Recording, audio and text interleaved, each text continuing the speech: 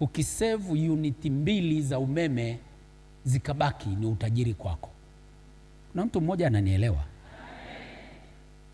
Hata huku kanisani tuna shida wazee. Hata huku tunaleta umaskini kanisani. Unakuja mchana saa 6 unakuta taa zote zinawaka hapa. Huu ni umaskini. Kulipa kwa sadaka ya watu kununua umeme ambao hatukuhitaji, hii nafikiri ni dhambi. Unasemaje?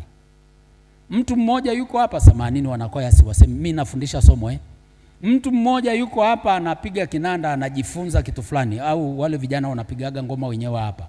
Anawasha taa jengo lote ile, anahitaji za taa zote hizo.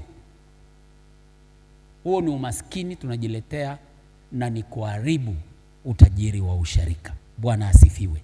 Ninafundisha uwakili wa utunzaji wa baraka za Mungu kwetu jamani. Kuna mtu mmoja ananielewa? Kama yuko mmoja tu ananielewa, nitamshukuru Mungu sana. Bwana asifiwe.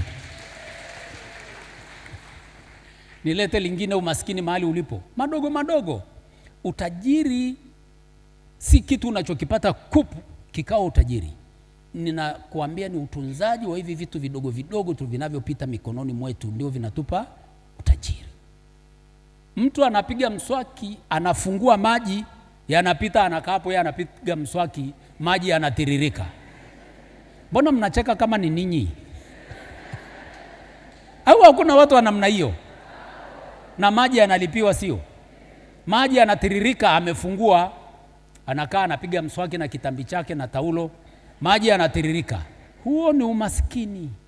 Mwambie jirani, huo ni umaskini unauleta nyumbani.